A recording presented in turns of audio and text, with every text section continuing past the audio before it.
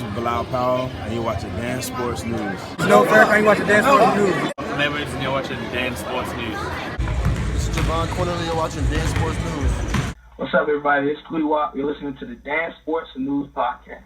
This is Amaya Kino, and you're listening to the Dansportsnews and Friends podcast. This is Will Richardson, and you're watching Dansportsnews. This is Jaden Gould, and you're listening to the Dan Sports News and Friends podcast. This is Elliot Cadone, and you're listening to Dansportsnews. First of all, congrats on the win. How would it feel to go out there and get the win in Mexico? It felt good. It was real fun. Real, different experiences and stuff, so it was real fun. It was real fun. Nice place, nice environment, so that's how it all worked out. And you were on the Shadasha Green card, right? Oh, Shadasha Green? Yeah. That's my sister. Yeah, so how was it going out there and seeing her win the WBC international title? Very motivational, you know what I mean? Can't wait to get one of my own, because that's just to show you, like, a prime example of what it takes, like, what hard work takes, you know what I mean? Where it can lead you to it and get you to it. Of course. And now, obviously, we know you're still new to the pros, just 3-0 with 3 knockouts. So tell us a little bit about your amateur career. What were some of the accolades that you won? Amateur career was very, very, very experienced.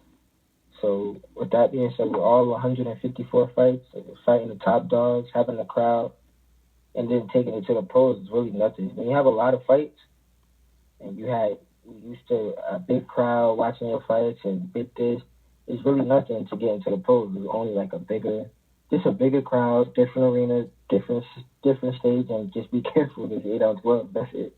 And you were part of Team USA and USA Boxing. How was that? Real cool. You know what I mean?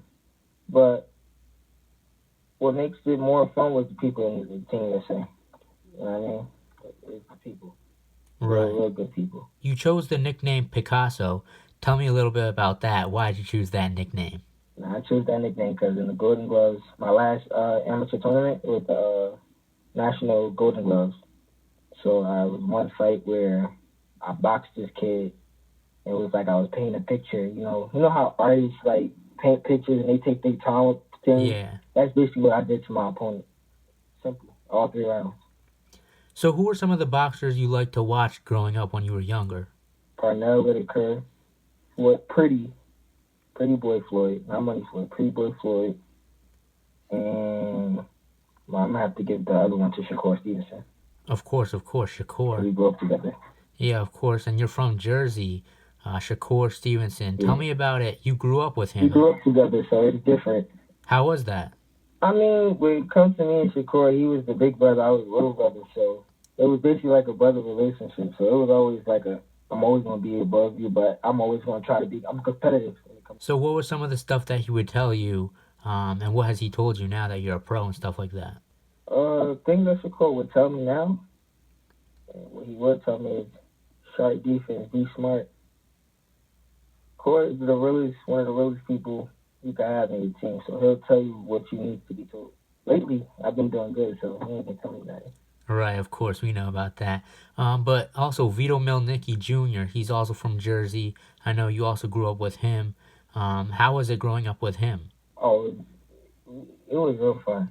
His dad took us on a lot of trips. Me, little Vito and Shakur, I would take a team sometimes, but it was definitely fun. Nothing but funny, good vibes. It was a time to remember. We had some good times. We definitely had some great times.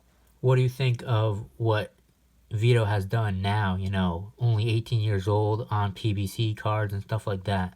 Vito is definitely, when it comes to little Vito, he's still growing, you know what I mean? He's still a kid, but where he's at now, at his age, is perfect. Good mind, good space of mind, good athleticism. Vito's an all-around athlete. Vito's going to be real good. You just got to remember, he's still young and still got a lot of developing to do. So as he keep going, I believe Vito's going to be a world champion. And Kashad Elliott, also from Jersey, just made his pro debut on Friday night with a great knockout. What do you think of that? Kashad Elliott, he's a hell of a fighter. They don't call him horsepower for no reason. So with that being said, I think he's another one that's going to do a lot of developing, and you know what I mean. He's going to be a big name in the sport. For sure. I think Jersey boxing as a whole, we're really strong coming on. Like we said, Shakur, Vito, you, Kashad, Julian Rodriguez too, who I think is going to win a world championship in like 1 or 2 years. Oh, Hammerhands, yeah. Yeah, Hammer For sure. Hands. I think it would be pretty cool to have an all New Jersey card, like a Shakur title fight, and you guys all on the undercard. What do you think of that? If we were to ever do that, we selling Jersey out because that's just big names all around the board. So we would have fun. If it was like all of us on the same, it would be too much fun. That would be a night. It would be like a legendary night. I mean, all Jersey fighters, top fighters. That would be a great. That would be good. That would be real good. Well, I was thinking about that. You couldn't do it in Prudential because that's only like 17,000. Madison Square Garden's like 20,000, so it might have to be there. If it's in Madison Square, Jersey would make it. Jersey would definitely make it. Of course. That's no problem. For sure. Now, tell me about your first fight. Your first pro fight, got out there, got the win on the Gary Russell Jr. world title fight. How did it feel to get out there and win?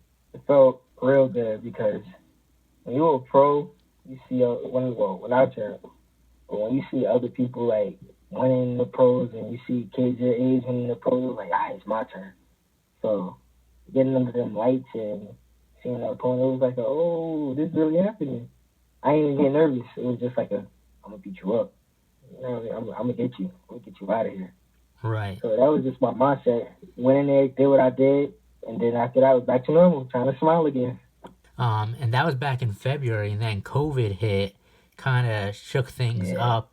Did COVID really affect your training in the gym or anything like that? COVID never affected my training. COVID did take my grandmother away, but we had to overcome that.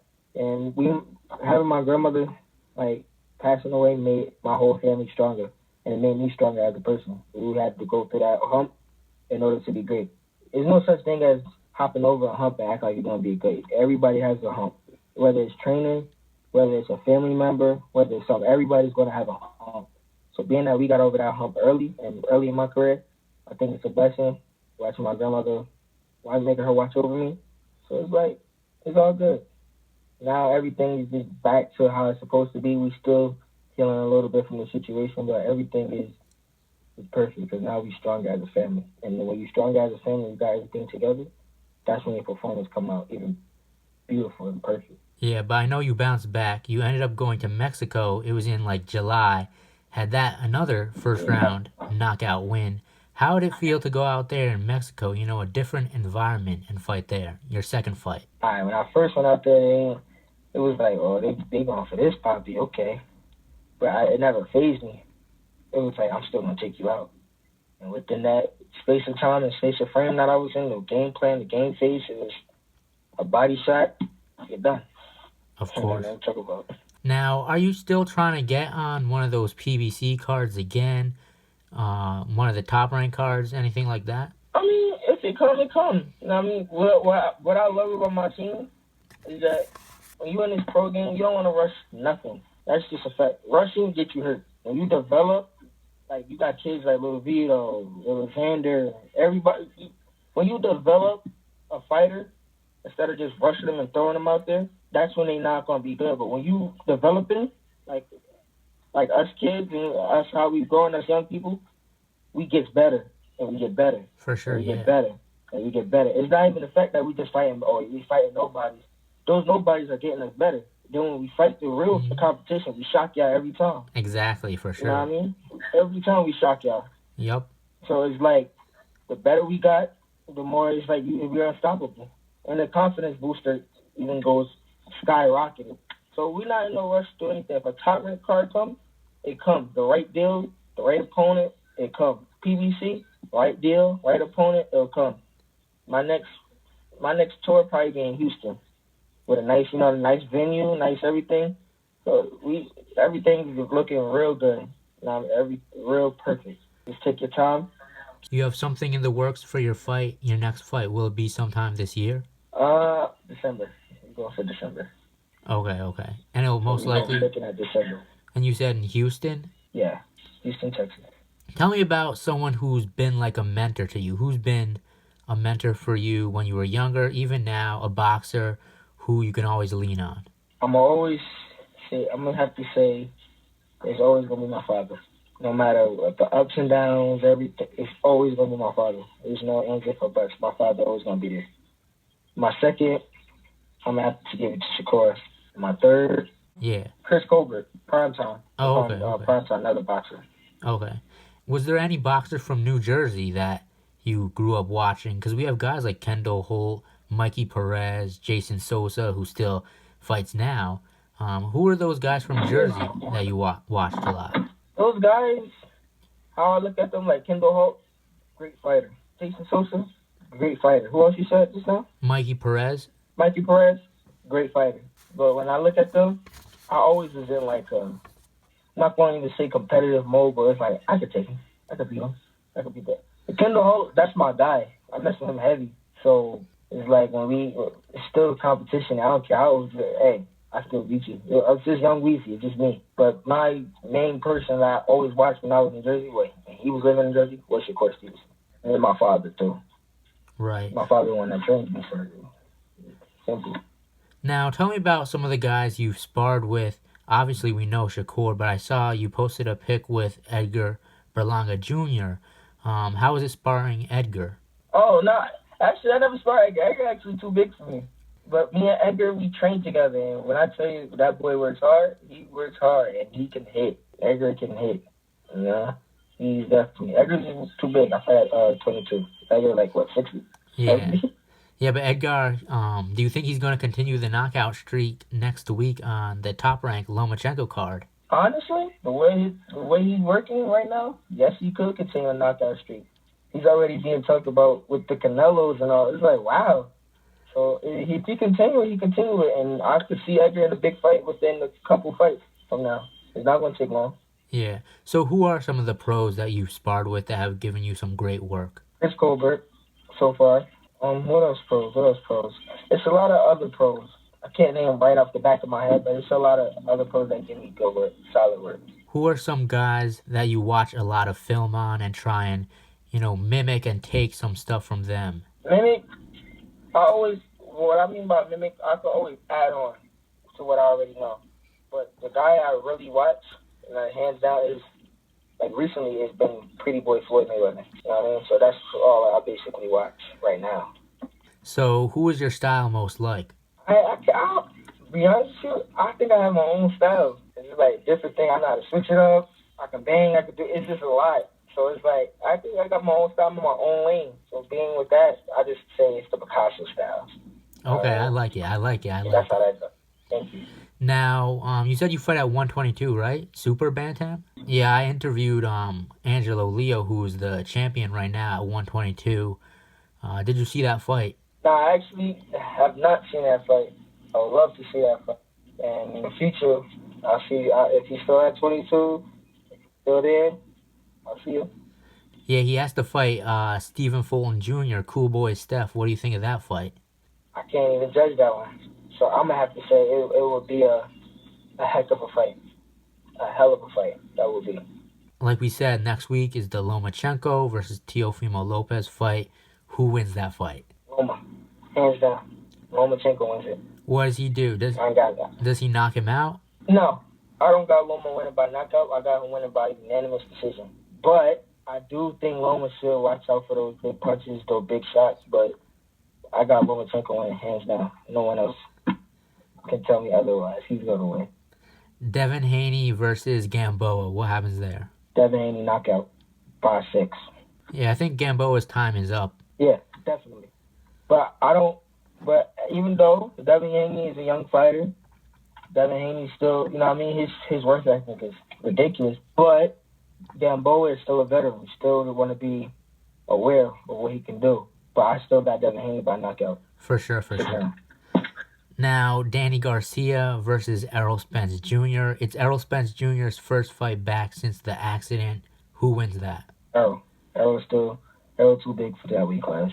Errol is really the big dog in that weight class. But I do think his time will be up when he fights Terrence Crawford.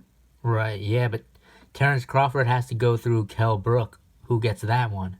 Terrence Crawford. But Kell Brook ain't nothing to sleep on. So I don't got Terrence by knockout. I got Terrence by unanimous decision.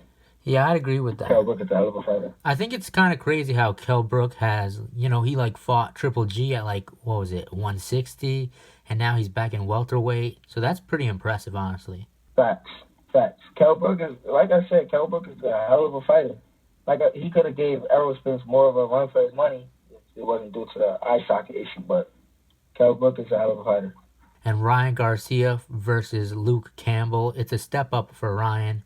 Who takes that fight? Ryan Garcia. Well, how I look at fighters is what they work ethic. It's all about what you do in the ring and about what you do in training and what you're going to bring to the ring. Luke Campbell's been working hard himself, so I'm going to have to say I can't judge that one. I wouldn't know who will win, but I want Ryan Garcia to win. If they ever meet down the line, Devin Haney versus Ryan Garcia, who takes that? I'm giving it to Devin. Yeah, I'd agree with Devin, that. hands down. Now, the fight that people are talking about, Mike Tyson and Roy Jones Jr., who takes that fight? Mike Tyson. I'm not even hands down. Mike Tyson, even with him not being in training and not doing certain things, Mike Tyson's always going to have that killer instinct. There's no hands, if or but. He's always going to have that killer instinct. Mike Tyson is a definition of a killer boxer, bro. He's going to win. Roy Jones took time off. Mike Tyson still was doing little stuff. Even when you're doing like little karate stuff, little things with fighting, it's like you're still in fighting spirit.